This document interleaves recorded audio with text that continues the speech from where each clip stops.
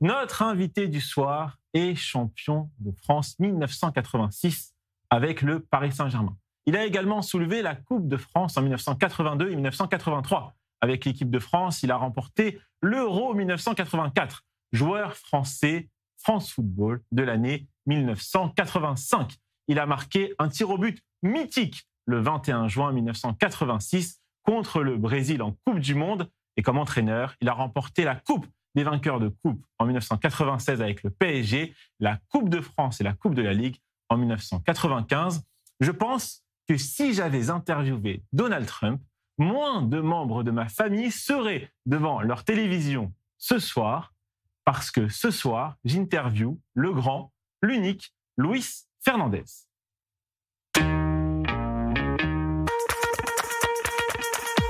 Bonsoir Luis Fernandez, merci d'avoir accepté notre invitation et merci d'avoir accepté d'être un des parrains de cette émission. Alors, première question Luis, j'aurais préféré vous recevoir au lendemain d'une victoire du PSG, mais bon, oui. Elle n'est pas si grave cette défaite contre le Bayern Munich, n'est-ce pas? Non, parce que faut aussi tenir compte de, on va dire, des aléas d'une rencontre où il y avait quand même en phase 2 une équipe du Bayern. Le Bayern, c'était l'équipe allemande qui, depuis le début de saison, est dans une série de 15 matchs, de 15 victoires.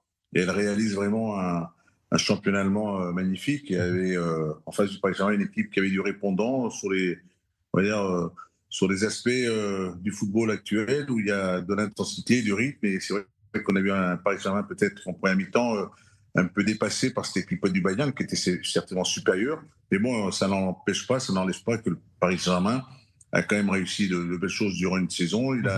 Ils ont recommencé avec 2, 3, 4, 5 joueurs qui se sont blessés malheureusement, dont 2 hier soir qui sont quand même assez durs pour Hakimi Achraf et pour encore Dembélé.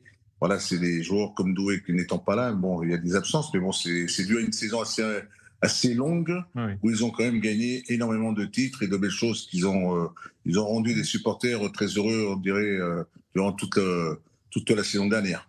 Luis Fernandez, cette émission, vous êtes le parrain, s'appelle Ça se débat. Est-ce qu'un bon débat, ce n'est pas comme un bon match de football? Celui qui a les meilleurs arguments l'emporte à la fin. Celui qui a les bons arguments, vous savez, on a chacun nos arguments en tant que joueur sur un terrain ou entraîneur sur un banc de touche ou un président en dirigeant un club avec, on va dire, des entraîneurs. On a tous des débats à soumettre, des débats à mettre. Moi, en ce qui me concerne, ce qui m'intéresse le plus, parce que j'en viens de ce monde du football amateur. J'ai grandi dans ce football amateur et j'ai eu l'occasion de passer par ces étapes, ces niveaux, en essayant de dire que ce football m'a apporté à moi, à mes proches, à ma famille, aussi mes frères et mes sœurs, en me voyant évoluer. Et c'est le football avec ces valeurs dans lesquelles j'ai dû me soumettre et j'ai accepté pour pouvoir devenir ce que je suis devenu. Alors, des débats, il y en aura toujours. Vous savez, les débats, dans tous les domaines, il y aura toujours des débats à discuter, à échanger. Je respecte toutes les opinions dans le monde du football parce que chacun a son opinion sur le football, parce que c'est le football dans lequel je suis et que je reste et que je resterai le plus longtemps possible. Alors, les amoureux du Paris Saint-Germain comme moi, et comme Alexandre Bensoussan ici en plateau avec moi, se souviennent de vos conférences de presse mythiques. Vous maniez la punchline comme le ballon. Alors, Luis Fernandez, c'est quoi une bonne punchline ?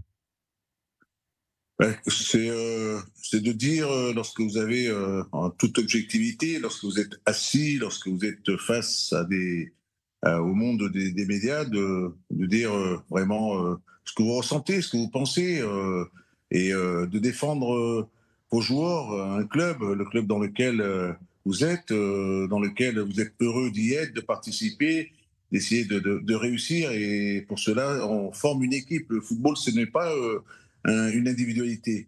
Le football, la force du Paris Saint-Germain, aujourd'hui, c'est son collectif, avec un entraîneur, avec ses adjoints, qui travaillent remarquablement bien, avec les supporters qui sont dans un stade, qui remplissent ce stade et qui mettent une ambiance remarquable pour que les joueurs puissent se surpasser. Et c'est ça qui fait la force d'une équipe. On ne travaille pas tout seul, on travaille tous dans un collectif. C'est comme lorsqu'on n'en parle pas assez souvent. Dans un club aussi, vous avez des gens dans une certaine, voilà, des employés qui ont d'autres tâches. Et toutes ces personnes, il ne faut pas non plus les oublier. C'est comme ça que j'évalue et que je dis que c'est pour moi le monde du football. Luis Fernandez, on vous parle ici depuis Tel Aviv. Alors, un petit mot sur votre passé comme entraîneur en Israël. Quels souvenirs vous gardez de ces deux expériences?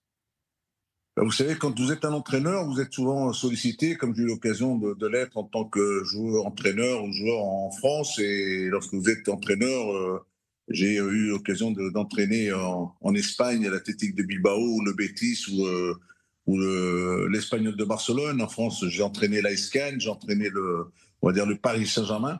Et c'est vrai qu'ensuite, quand tu es un entraîneur, on te fait des appels, on te demande. J'ai eu l'occasion de partir entraîner au Qatar.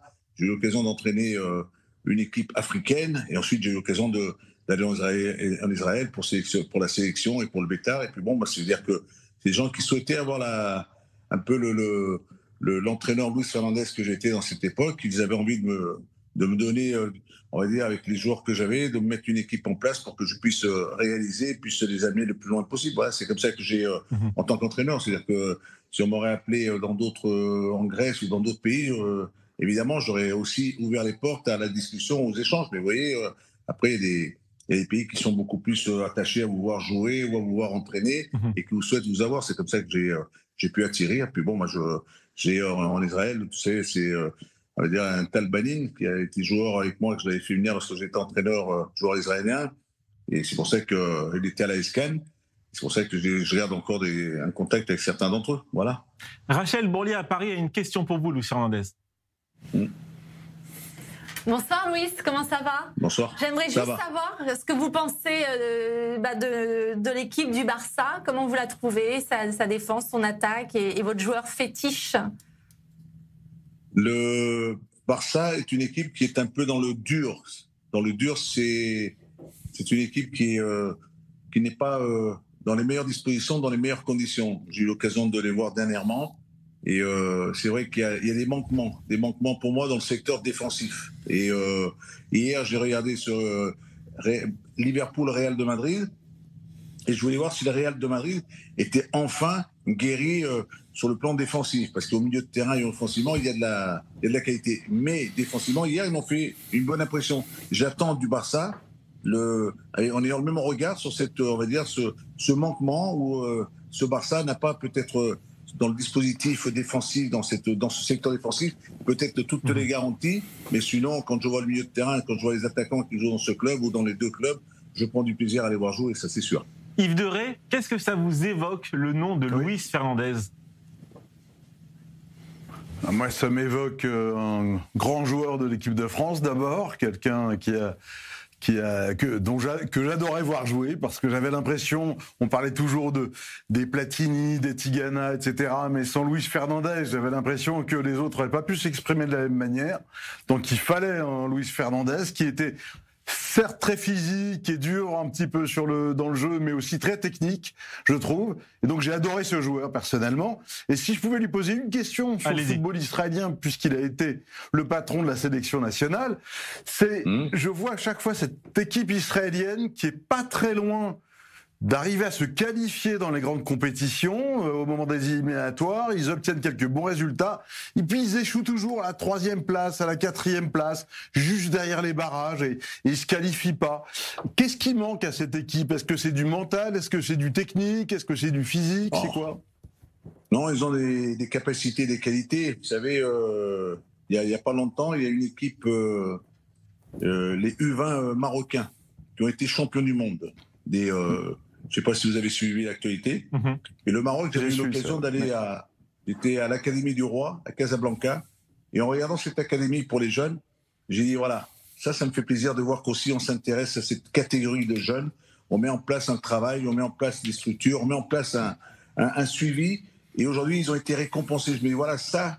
Et je me dis aussi, dans ces pays ou en Israël, il faut y penser à la formation. Il faut penser aux jeunes. Il faut vraiment s'en occuper et bien les suivre. Parce que je pense qu'il peut y avoir du potentiel qui peut ressortir, il peut y avoir des jeunes qui peuvent... Et c'est vrai que les centres de formation en Israël, ils n'y sont pas, on ne les a pas intégrés. Alors c'est pour ça que c'est là où peut-être qu'il manque après, quand on doit passer ce cap pour aller encore le plus haut possible. Peut-être que dans cette équipe nationale, il manque encore cette qualité pour peut-être faire des différences pour y arriver. Hein, c'est ça, hein. Et Luis Fernandez, avant de se quitter, pour nos amis marseillais qui nous regardent et que vous avez tant aimé chambrer une sucette à la bouche au Parc des Princes, un pronostic pour le match contre l'Atalanta? En tant qu'aujourd'hui, je suis un consultant et en toute objectivité, je souhaite que l'équipe de Marseille s'impose. Je veux qu'elle gagne parce que c'est une équipe française. J'aime quand les équipes françaises, comme le Paris Saint-Germain, comme Lille la saison dernière, comme Brest la saison dernière, je veux que les Monaco, ils ont gagné leur match extérieur. Je voudrais tellement que ces clubs français fassent vraiment la lumière. Et je souhaite qu'une chose, c'est que l'Olympique de Marseille s'impose face à l'Atalanta. Et voilà, c'est sans problème. J'attends de voir une bonne équipe de Marseille s'imposer ce soir. Luis Fernandez, quel plaisir, quel honneur pour moi qui ai tant scandé votre prénom au Parc des Princes, de vous avoir interviewé ce soir. Merci beaucoup Luis Fernandez. Merci à très vite dans l'émission. Au revoir. À bientôt. Au plaisir. Au revoir. Au revoir. Merci.